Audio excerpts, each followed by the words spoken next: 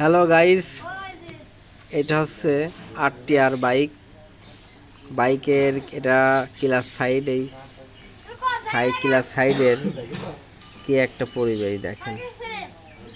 এই গাড়িতে ঠিক মতন মোবাইল চেঞ্জ করতো না, এই কারণেই বাইকটার এই অবস্থা, করুণ একটা অবস্থা। ভিতরে দেখেন ময়লা পড়ে কি হয়ে গেছে, আর মোবাইলের অবস্থা দেখেন কি অবস্থা মোবাইল।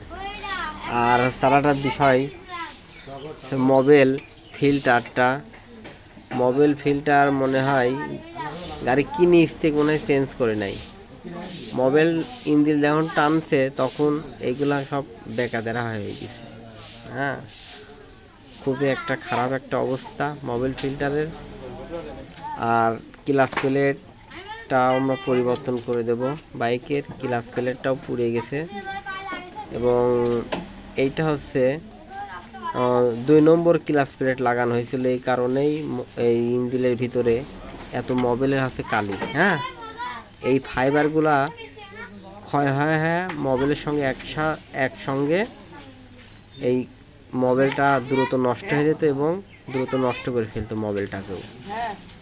এই কারণেই হচ্ছে ক্লাচ প্লেটটা নষ্ট হয়ে গেছে আর নতুন মোবাইল ঢাললেও নষ্ট হয়ে যাবে, যেহেতু এই clutch plate normal clutch plate লাগানো।